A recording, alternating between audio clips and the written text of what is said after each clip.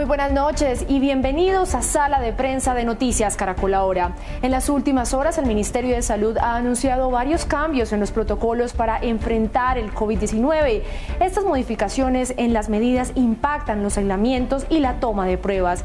Y es que desde ahora en adelante, si usted presenta síntomas de enfermedad respiratoria o asociados al COVID, deberá guardar aislamiento por 7 días y ya no por 14, como se realizaba hasta la fecha. En la toma de pruebas para COVID, a partir de ahora no se tomarán en personas entre los 3 y los 60 años y en estos casos si se presentan sintomatologías pues debe aislarse, pues el ministerio considera que los síntomas por sí solos serían una evidencia de la presencia de infección por variante Omicron. Además de las personas mayores de 60 años y menores de 3 años, también se priorizará estas pruebas a todos aquellos que tengan comorbilidades sin importar su edad. De presentar síntomas, estas personas deben consultar con su EPS para hacer el respectivo seguimiento y será obligatoria la toma de pruebas PCR. Para hablar de todo esto hemos invitado en sala de prensa al doctor Carlos Agudelo. Él es médico infectólogo de Sura. Muy buenas noches, doctor. Muy buenas noches a todos. Bueno, empecemos entonces. ¿Cómo analiza usted todas estas medidas que se conocieron hoy? La verdad eran medidas que se venían como conversando desde la semana anterior, de finales de la semana anterior, y obedecen pues a los cambios en el comportamiento que estamos viendo en esta variante, a unas nuevas necesidades y a unas nuevas formas de enfrentar la pandemia que en este caso se comporta distinto, pero también a una cantidad muy importante de personas vacunadas que modifican en cierto sentido ese comportamiento de la infección. Ok, según su perspectiva, entonces, ¿las ve encaminadas a qué? ¿A qué punto llegan estas medidas?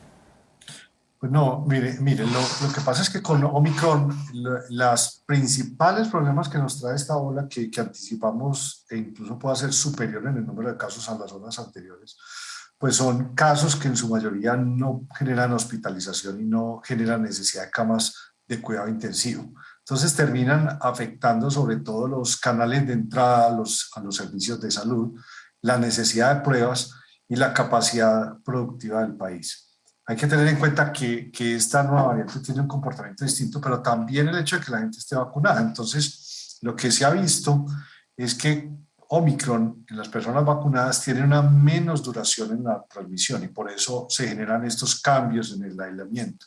Tiene un comportamiento más leve, entonces por eso se le dice a la gente, venga, solo vamos a hacer pruebas en las personas que realmente tienen mayor riesgo. Las personas que no tienen tanto riesgo, por favor eviten acudir a los servicios de salud para, ante la masividad o la cantidad de casos que se esperan y que de hecho ya están empezando a ocurrir, evitemos colapsar servicios de urgencias o los canales de atención virtuales o las consultas prioritarias y evitemos colapsar los laboratorios de pruebas. Bueno, se ha hablado mucho también de los casos asintomáticos que antes eran realmente los llamados problemáticos porque contagiaban sin darse cuenta. Ahora, ¿por qué se modifica esta medida respecto a ellos?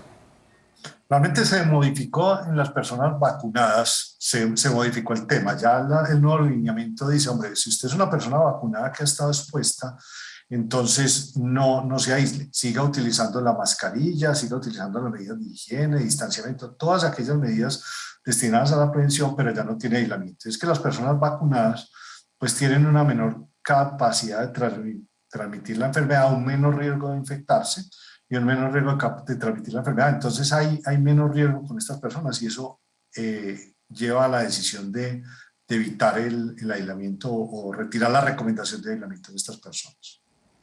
Pero entonces, si no se están haciendo las pruebas que se necesitan como antes, ¿qué hacemos con los asintomáticos?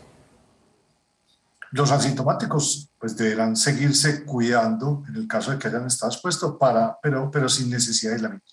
Ahora, si esas personas asintomáticas no están vacunadas, sí se recomienda aislamiento por 7 días en esas personas para evitar, porque tienen mayor riesgo de infectarse y tienen una probabilidad mayor de contagiar a las personas, pero ya no les haremos sus pruebas, o sea, realmente ya esas personas no vamos a confirmar realmente si tuvieron infección o no después de esa exposición.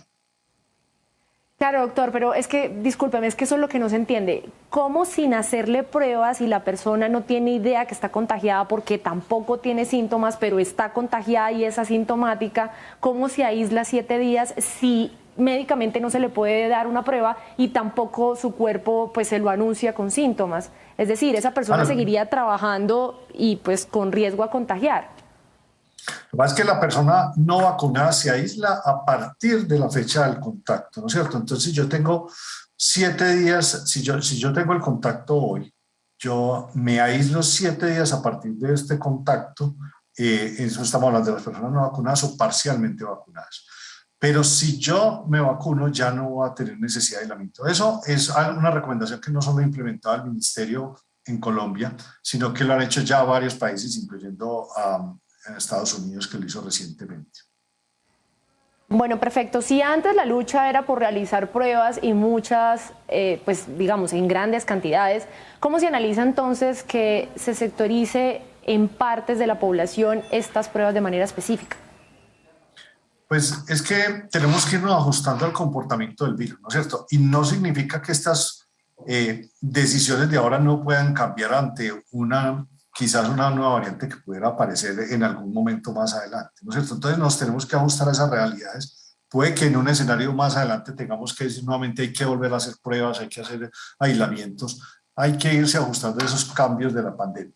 Ahora, en ese sentido, lo que en este momento tenemos o tememos es que haya un número muy importante de casos que supere la capacidad de hacer pruebas, porque es que hay un límite que tiene el país, y de hecho algunos países ya están empezando a tener limitaciones en la disponibilidad de pruebas porque no hay insumos suficientes ante la masividad de los casos. Entonces tenemos que empezar esas limitaciones del recurso humano para hacer las pruebas, de la disponibilidad de insumos, de la disponibilidad de laboratorios, porque hay limitaciones para expandir la capacidad de los laboratorios de biología molecular, que son los que hacen las pruebas de PCR, pues estamos anticipando que no vamos a ser capaces de hacer las pruebas para la cantidad de casos que se puedan presentar. Entonces es mejor decidir de forma programada a quiénes sí se les va a hacer la prueba, quiénes sí la van a necesitar, a que simplemente sea por un escenario caótico en el que superamos la capacidad de pruebas y no podemos elegir entre quiénes sí y quiénes no. Bueno, ayúdanos a entender un poco más este virus. ¿Por qué bajar el aislamiento de 14 a 7 días? Hay un tema no solo del virus, sino de las personas vacunadas. Se ha visto que las personas vacunadas que tienen infección por esta variante realmente transmiten el virus por menos tiempo. Ha planteado los Centros para el Control de Enfermedades en Estados Unidos que podría ser incluso solo 4 días después del inicio de los síntomas. Perfecto. Desde el Ministerio de Salud, pues también dicen que el virus, pues la gente y la pandemia han cambiado todo esto y con esto las medidas también. ¿Eso es así? O sea, simplemente tenemos que mirar cuál es el desarrollo día a día y pues someternos a nuevos cambios. Por ahora, pues estos son los cambios que han ingresado. Es posible que también más adelante tengamos que ajustar a nuevos cambios según la dinámica de la pandemia del virus y de la protección, por ejemplo, de la vacunación. Entonces uno no puede decir que ya estos vayan a ser los cambios definitivos. Lo cierto es que nos tenemos que ajustar a las realidades que cada día o que cada ola de la pandemia nos trae. También la gente se pregunta, sobre todo los empresarios, y es que, claro, si tenemos un trabajador, dicen ellos, que tiene síntomas de gripa, no podemos hacer una prueba o finalmente el trabajador no se hace la prueba, entonces no sabemos si es COVID, pero solo por el hecho de la gripa, pues lo vamos a aislar. Entonces, si se aísla, ¿por qué las EPS no asumen esa incapacidad de 7 días por una sintomatología de gripa y sí es responsabilidad como tal o del independiente o del empresario? La verdad es que el tema de las incapacidades es algo que viene desde los lineamientos que se emitieron para la estrategia PLAS. Y el ministerio ha definido que, y en esos lineamientos que no son de ahora, que las incapacidades se daban por la severidad de los síntomas y no así por la necesidad de aislamiento. Entonces es un tema que no sale de los lineamientos actuales, sino que sale de los lineamientos previos y están en relación con la severidad del cuadro clínico. Bueno, ¿y qué le dice a usted, doctor, esta especie de unificación de síntomas? No entendí esa pregunta, perdón. Sí, es decir, pues fiebre, gripa, congestión nasal, dolor, lo que teníamos antes del COVID, lo que tenemos ahora con una gripa, o sea, todo lo que a uno le dé podría terminar siendo COVID. Sí, la verdad es que no hay forma de diferenciar estos síntomas con otras infecciones virales. También los síntomas podrían ser otra cosa distinta a COVID, porque mira, tenemos el cuadro ahora es dolor de cabeza, dolor de garganta, secreción nasal, malestar general y una fiebre de corta duración. Lo cierto es que sí puede ser cualquier infección respiratoria. Y ahí hay un tema muy importante que probablemente sea una de las enseñanzas más importantes, más grandes de la pandemia, y es que tenemos que aprender a cuidarnos y a proteger a los otros cuando tengamos infecciones respiratorias, no solo coronavirus. Entonces tenemos que aprender, después de que retiren las mascarillas, después de que pase esta pandemia, que si yo tengo un cuadro respiratorio, pues tengo que ser responsable, ponerme la mascarilla, hacerme la higiene de manos para prevenir la transmisión de cualquier infección respiratoria. Bueno, para un ciudadano normal, pues por supuesto será muy difícil diferenciar estos síntomas, pero ustedes como médicos podrían hacerlo. Es decir, si una persona como yo llega a su consultorio y llega con gripa, con influenza, ¿ustedes pueden finalmente decir, no, esto es solo gripa o esto es solo COVID? No, realmente por un cuadro clínico es muy difícil poder discriminar entre uno y otro. Ok, bueno, sigamos con intentando entender el comportamiento de este virus. ¿Se ha perdido letalidad? ¿Es el virus? ¿Es el clima? ¿Qué podemos explicar frente a este virus que se supone es más leve? Ahí parece que hay dos hipótesis que pueden coexistir y que están en vías de ser comprobadas. Uno es pues, la gran cantidad de personas que ya están vacunadas y dos, las características propias de esta nueva variante, lo que ha impactado sobre la mortalidad y sobre la cantidad de casos severos y la cantidad de hospitalizaciones y la duración de las hospitalizaciones. Bueno, ¿y qué hacemos entonces con los habitantes que no son pocos, los que no se quieren vacunar? Pues, ¿qué hacer con ellos? ¿Cómo proceder? Pues mire, yo soy muy amigo de educar, pero también se han dado cuenta que cada vez el mundo está empezando a generar más restricciones, más limitaciones y por otro lado también más estímulos para que la gente se vacune. Hay una presión muy grande de la sociedad porque realmente no es solo a los individuos no vacunados, no solo los afectan a ellos, sino que afectan a todo el colectivo cuando no se alcanzan las tasas de vacunación necesarias. Entonces, mire lo que acabo de pasar en Australia con el tenista, la Clínica Mayo, que es el hospital más importante en Estados Unidos, acaba de echar 700 médicos que no han sido vacunados. Entonces, el mundo está empezando cada vez a tomar medidas. Cuando ya las estrategias de educación se empiezan a agotar, pues las sociedades han empezado a tomar otras medidas. Yo insisto, y creo que lo que deberíamos de hacer es cada vez en educar y en convencer a las personas de los beneficios de la vacunación. Ok, estos son los no vacunados, pero doctor, ¿y entonces qué hacer, por ejemplo, con las personas que sí están vacunadas, que tienen el esquema completo, pero por ejemplo se infectan de nuevo pues antes de la tercera dosis? ¿Qué hacer? ¿Tienen que esperar? ¿O cómo proceder en ese caso? El Ministerio de Salud y uno de los últimos comunicados del doctor Arregocés fue que esperáramos 30 días hasta después de la infección para ponernos la dosis de la vacuna. Y las recomendaciones del Comité Asesor de Vacunación del Ministerio. Bueno, y con todas estas, digamos, avances en la vacunación, todo esto que estamos hablando, pues también siempre el Ministerio de Salud ha dicho, no, ya tenemos que dejar que nuestros estudiantes lo hagan de forma presencial. ¿Cuál es su opinión? Queremos saber su opinión al respecto. ¿Si es necesario que ya todos empecemos a tener presencialidad? Pues los estudiantes sobre todo. Pues la verdad es que los estudiantes han sido uno de los grandes sacrificados durante la pandemia y a pesar de ellos son los que más restricciones siguen teniendo. Estábamos alrededor de 2 millones de niños que todavía no habían podido retornar a la presencialidad. Entonces creo que la sociedad envía mensajes paradójicos cuando permiten aglomeraciones para eventos masivos, para fiestas, pero no permite la educación. Yo creo que tenemos que ser coherentes en las cosas. Si permitimos los eventos masivos, las aglomeraciones, necesariamente necesitamos que nuestros niños regresen a las aulas de clase presenciales. Doctor, ¿en algún momento esto se va a acabar? Es decir, ¿vamos a dejar de hablar del COVID o definitivamente ya va a quedar como lo hemos escuchado en el diario vivir, como una gripa, como una influenza? ¿Va a quedar conviviendo con nosotros? va a quedar conviviendo con nosotros, pero ya va a ser parte de nuestra rutina, normalidad. Ya no vamos a estar viendo, no vamos a tener estas situaciones que presentamos de olas, de estrés, de incertidumbre, de angustia, ansiedad. En algún momento lo vamos a dejar y espero que podamos, no lo vamos a tener entrevistas acerca del coronavirus porque ya se haya vuelto parte de la rutina como son otros virus distintos. Sí, El problema ojalá. es que no sabemos todavía cuándo, ¿no es cierto? Todavía no sabemos cuándo, pero eso sí va a pasar. Yo también espero que sea muy rápido, por favor, y que cuando volvamos a hablar hablemos de otra cosa. Sí, Doctor, exacto.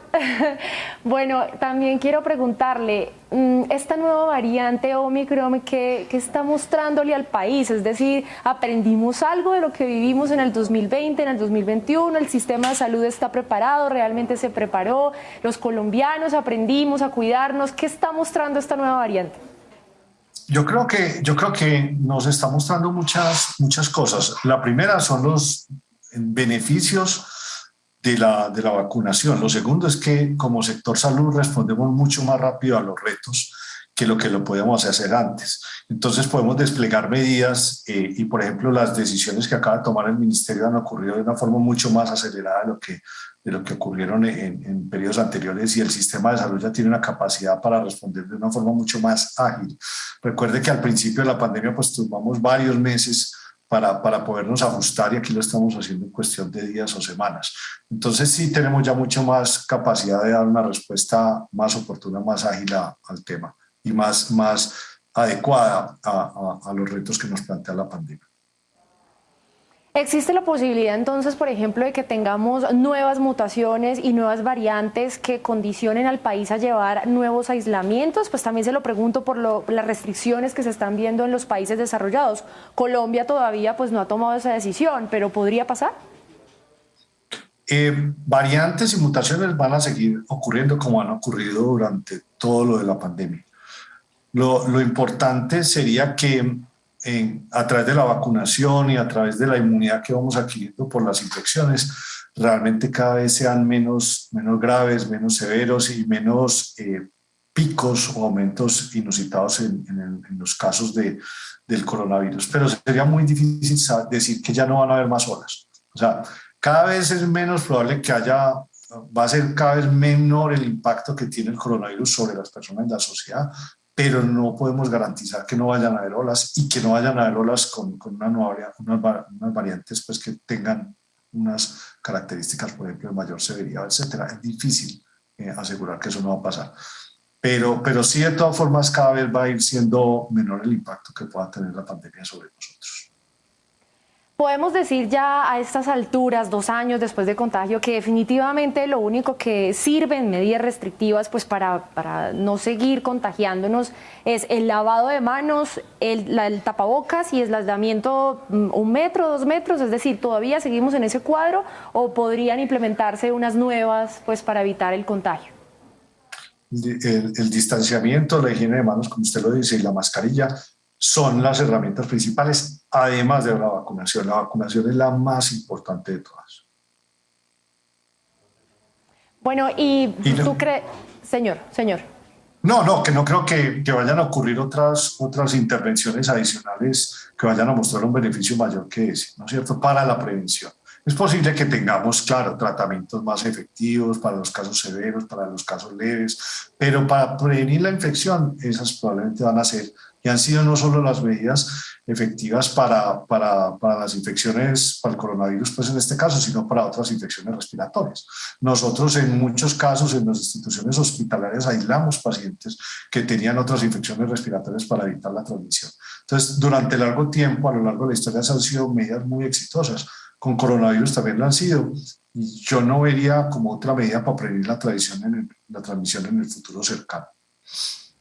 Perfecto, bueno, primero dijeron que nos teníamos que vacunar, después que cada esquema necesitaba 2 dosis, después dijeron que ya tocaba 6 meses después para un tercer refuerzo y mi pregunta es, ¿vamos a seguir a una cuarta, a una quinta, a una sexta? ¿Nos tendríamos que seguir vacunando por los próximos años? ¿Cómo sería el comportamiento de las vacunas de aquí en adelante?